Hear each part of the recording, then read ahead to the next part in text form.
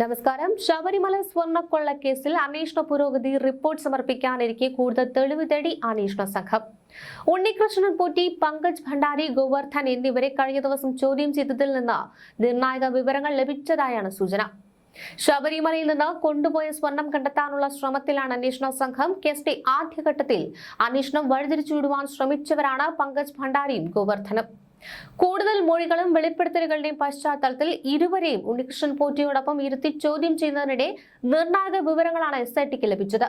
ശബരിമലയിലെ സ്വർണം ഉണ്ണികൃഷ്ണൻ പോറ്റി സ്മാർട്ട് ക്രിയേഷൻസിൽ എത്തിച്ച് വേർതിരിച്ചത് സംബന്ധിച്ച നിർണായക വിവരങ്ങൾ SITക്ക് ലഭിച്ചിരുന്നു. സ്വർണം വേർതിരിച്ചതിൽ വിഹിതം നൽകിയ ശേഷം ബാക്കിയുള്ള സ്വർണം ജ്വല്ലറി ഉടമ കൂടിയായ ബെല്ലാരി ഗോവർദ്ധനിലേക്കും എത്തിയെന്നാണ് കണ്ടെത്തൽ. കേസിൽ സ്വർണം കൂടുതൽ കണ്ടെത്തുന്നതിനുള്ള അന്വേഷണത്തിലാണ് പ്രത്യേക അന്വേഷണ സംഘം. അതേസമയം മാസങ്ങൾ പിന്നിട്ടിട്ടും നിർണായക കണ്ടെത്തലുകളില്ലാതെ അന്വേഷണം ഇഴയുമ്പോൾ അറസ്റ്റിലായി റിമാൻഡിൽ കഴിയുന്ന മുഖ്യപ്രതി ഉണ്ണികൃഷ്ണൻ പോറ്റി അടക്കമുള്ളവർക്ക് സ്വാഭാവിക ജാമ്യത്തിന് വഴിയൊരുങ്ങുന്നു. പരമാവധി 10 വർഷം വരെ തടവ് ലഭിക്കാവുന്ന കുറ്റകൃത്യങ്ങളിലെ പ്രതികൾ അറസ്റ്റിലായി 60 ദിവസത്തിനുള്ളിൽ പ്രാഥമിക കുറ്റപത്രമെങ്കിലും നൽകാനായില്ലെങ്കിൽ കോടതിയിൽ നിന്ന് സ്വാഭാവിക ജാമ്യം ലഭിക്കാൻ അവസരമൊരുക്കും. ഒക്ടോബർ 10-ന് ക്രൈംബ്രാഞ്ച് രജിസ്റ്റർ ചെയ്ത കേസുകളുടെ അടിസ്ഥാനത്തിൽ ഹൈക്കോടതി നിയോഗിച്ച പ്രത്യേക അന്വേഷണ സംഘം ഒക്ടോബർ 17-ന് ആദ്യം അറസ്റ്റ് ചെയ്തത് ഉണ്ണികൃഷ്ണൻ പോറ്റിയെയായിരുന്നു. ശബരിമല മുൻ അഡ്മിനിസ്ട്രേറ്റീവ് ഓഫീസർ മുരാരി ബാബുവിനെ ഒക്ടോബർ 23-നും മുൻ Devaswom executive officer D Sudheesh കുമാറിനെ നവംബർ 1-നും അറസ്റ്റ് ചെയ്യുകയായിരുന്നു.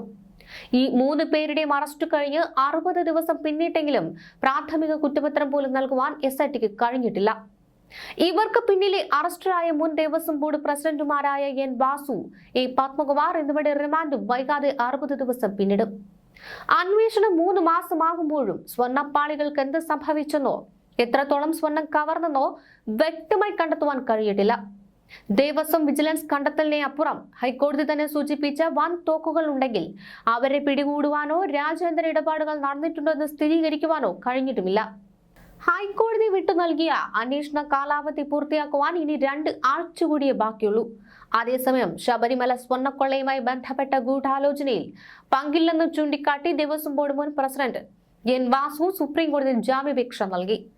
അന്വേഷണവുമായി പൂർണ്ണമായി സഹകരിക്കുകയാണെന്നും ഹർജിയിൽ പറയുന്നുണ്ട്. മുൻ ദേവസ്വം ബോർഡ് അംഗം KP ശങ്കർദാസ് നൽകിയ ഹർജി 7-നാണ് കോടതി പരിഗണിക്കുക. ശബരിമല സ്വർണ്ണക്കൊള്ളയിലെ മുഖ്യ പ്രതി ഉണ്ണികൃഷ്ണൻ പോറ്റിയുമായി ബന്ധമുള്ള എല്ലാവരിലേക്കും SIT അന്വേഷണം വ്യാപിപ്പിച്ചിട്ടില്ല. SIT ഒളിച്ചു കളിക്കുന്നതായാണ് ആക്ഷേപം. പോറ്റിയുമായി ഫോണിൽ ബന്ധപ്പെട്ടവരുടെ പട്ടിക SIT ശേഖരിച്ചെങ്കിലും അതിൽ കൃത്യമായ അന്വേഷണം നടന്നിട്ടില്ല. പോറ്റിയുമായി ബന്ധപ്പെട്ടവരിൽ ജനപ്രതിനിധികൾ അടക്കമുണ്ട് എന്നാണ് വിവരം. ഇവരുടെ പേരുകൾ ഇതുവരെ പുറത്തു വന്നിട്ടില്ല. ADGP H വെങ്കടേഷിന്റെ നേതൃത്വത്തിലുള്ള SIT അടുത്തിടെ ഹൈക്കോടതി രൂക്ഷമായി തന്നെ വിമർശിച്ചിരുന്നു. അന്വേഷണം വഴിതെറ്റിച്ചെന്ന് കണ്ടാൽ വെങ്കടേഷിനെ മാറ്റി പകരം മറ്റൊരു ADGP ചുമതല ഏൽപ്പിക്കുവാൻ ഹൈക്കോടതി തയ്യാറായേക്കുമെന്ന് പോലീസ് ഒരു വിഭാഗം കരുതുന്നുണ്ട്.